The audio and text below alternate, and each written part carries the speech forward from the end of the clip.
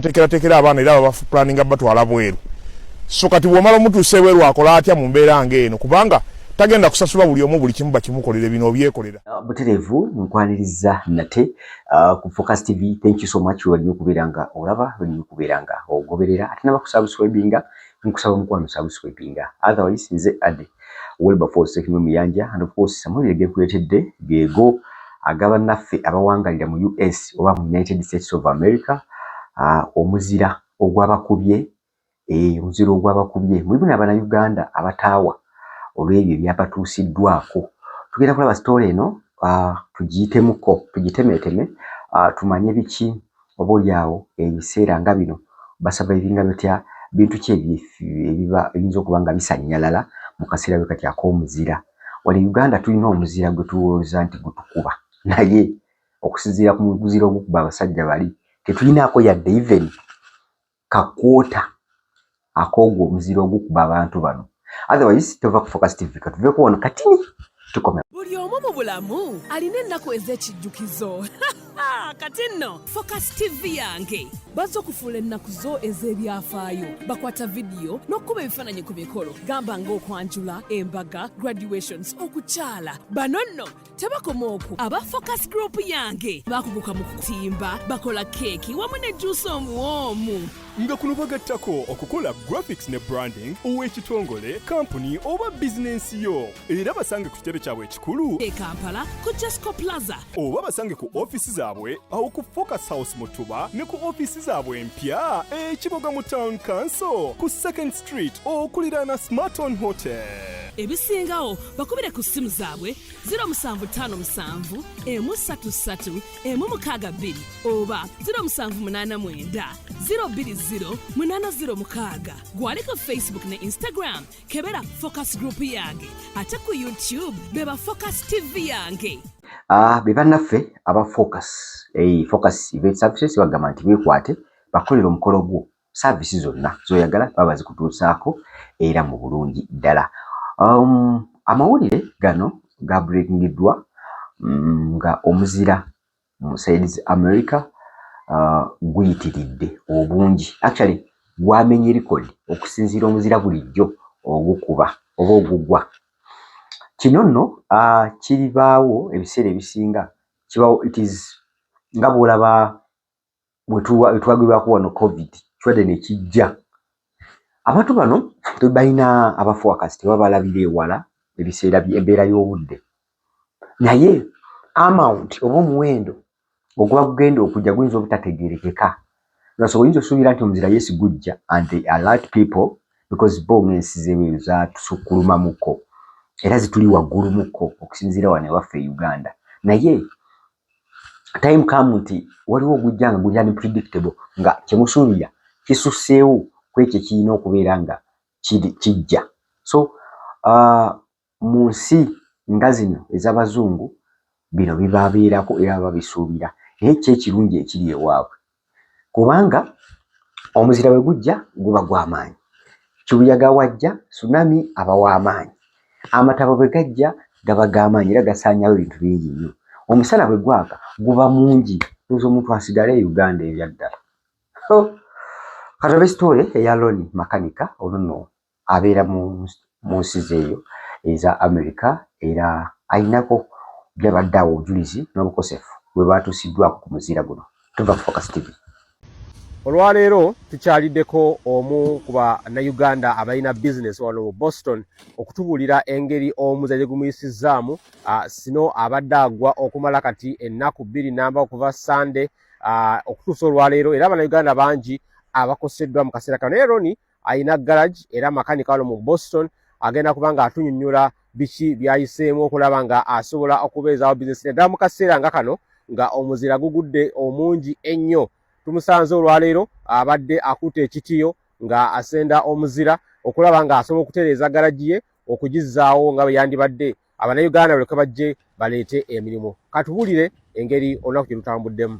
Olina okuba ekitiyo nga wano kateebereza nakubye ekitiyo okuva eri yonna eri yonna okuva ku makya ssaawa emu zizino tugenda mu ssaawa 5 ndi mu kuba kitiyo singa mbadde munafu obanga nali oli omuteekereteekere ate nga abasinga bateekerateekera abaana era baba planning batwala bweru.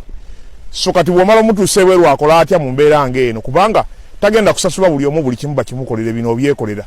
Abakozi tebaagala nnyo budde bubi era abasinga bonna obudde bwe butuuka nga bwe buti tebajja tebalipootinga ku mirimu. Kyokubiri waliwo levels z'okolerako emirimu kati abasinga bw'oba tolina byuma bimala kati olina okugula tractor esobola okusenda sino oba ka tractor akatinio bumini webuli awo kati bw'oba tolina sente zikagula kitegeeza olina okukozesa amaanyi okuba ekitiyo osasula abakozi.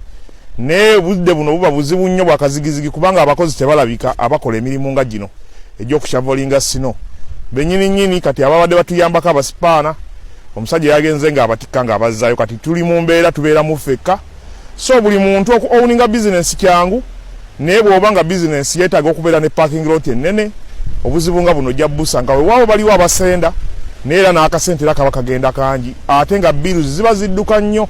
Ebizibu abantu bye bayitamu abalina bizinesi bwe ziti olw'okuba nti bw'oba nga tosobola kusasula ssente abantu okuyolera omuzira obeera olina okugweyolera ate oluusi omuzira nga guno gubeera mungi nnyo nga ogwagudde nga guli mu inchi nga 12 oba inchi 15 ng'olina okugutema okumala almost essaawa nga 5 oba essaawa 6 namba okulaba nga olongoosa awantu we bagenda okuba nga bakolera. So abalina ssente basasula ne bajja ne babatemera omuzira naye abatalina ssente obeera olina okugwetemera. N'Abannayuganda bangi era bukosi abagenda okukola ogenda okukeera ku makya ng'emmotoka yo neebikiddwa omuzira okuva waggulu paka wansi ekitegeeza nga ojja kwetaaga essaawa oba 2 oba 1.5 okulaba nga omuzira gwagagoka osobola ogukkiryalinga n'oguggyawo. Okay, oyo Ronnie Mechanic abadde agezaako okuwaya mukono Munnayuganda munnamawulire ng'agezaako mulaga obuzibu bwe basanga naddala mu kaseera bwe kati otuuka ekiseera nbu nga tosobola na kufuluma kugenda ku mulimu. Mujjukire tukize tugaane nti amasannyalaze tosobola kubanga ogasigaza nga ne waya zennyini zikwaseeko omuzira guno. Kitegeeza tolina amasannyalaze, internet balina chance esobola nayo okukyankalana, tosobola kwakisesinga kintu kyonna kitali wooli ng'ogenda kutambula distance okukifuna, tosobola kugenda ku mulimu. So wano e Uganda tuli mu kusaaga bino enkuba byekera neetonnya e Kampala n'ogamba amataba kino tuyita ensi zifiiriddwa ebintu eby'obukadde olw'omuzira obuzira wano waffe tetugulabanga nako mu Uganda tutugulozanga nako. Jjuke tugaane nti ensi zino zirimu ebibuga eby'amaanyi kati nga Washington DC kibuga kinene era ky'amaanyi, states nga New York State wamu ne New York City omuli abakadde okumpi almost nga 8 bw'abantu. Ebintu bingi ebiba bigenda okuba nga bikosebwa, ebintu bingi ebiba bituusiddwako okusannyalala. So story eyo nga bw'ogirabye Abannayuganda abawangalira ku kintu basaasira olw'ekyo ekibabu kye mwaguddeko era tubasaba nti musigale maybe nga muli ewali safe kubeera safe. Waliwo video gye tulaba ebiseera ebyo emabegako ng'omuntu akuba ice ku nte oba nte simanyi nali ndowooza AI naye okusinziira ku kyenalabye nga n'emmotoka zennyini balina kukubako ice okugiddamu givuga oba okuddamu gifuna nga bw'erina okubeera mulina gikoonakoona okuggyako ice kino. So kiki kika kya ice agwa mu kitundu n'osigala ng'ensi esanyaladde n'osigala ng'ebyenfuna bigootaanye n'osigala nga n'ebyobulamu byennyini bigootaanye kuba omuntu atakyasobola kwakisesinga walwaliro. Otuuka nga ewalese emmotoka olaba ki ice, ennyumba ng'olaba ki ice kyekizimbye bwe kiti kitera kiyinza okutwalirayo almost essaawa nga 10 ate era ng'omusana gumaze kwaka okukakkanya ice ono okuvaako yekka. Otherwise ekibassa ekyo oba olina omulindira ddala mpaka omusana gulivaayo ate alyoka akkakkane. Lwaki twogedde ku tsunami ono, lwaki twogedde ku ice ono nti okuva bulijjo ice agwa ono yamenye rekodi olw'obungi ne amount gye yabaddeko ey'enjawulo okubeera nti yayitiridde America n'akakasa nti ddala tamufunangako mu rekodi ezibadde zibeerawo oba ezibadde zigwa. Otherwise amawulire ng'ago tujja tugakutuusaako era tugezaako okusima.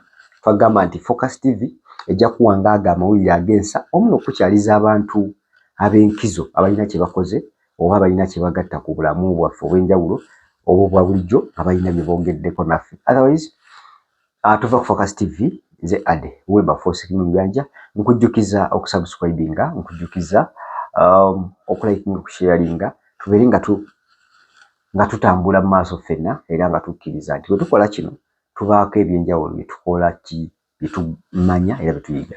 Ne bannaffe aba Focus services bagamba nti beeyune bakolera omukolo gwo, bakuwa omukolo era bakukolera ekyo kiwandiitaza okuba ng'ofuna ku mukolo gwo. Ne bannaffe abalunzi b'enkoko bagamba nti beeyune bakuyigiriza okulumya aba Focus Farms Chicken Supply, bakugambira ddala nti bakwase ebyo byonna by'oyagala okuyiga ku nkoko z'ennyama nabe nga babikolera. Otherwise tetuyinza kusukka ano olunaku lwaleero, nsaba tusigane nate mu vidiyo ezijja mu maaso eyo nga tulaba Focus TV. Thank you.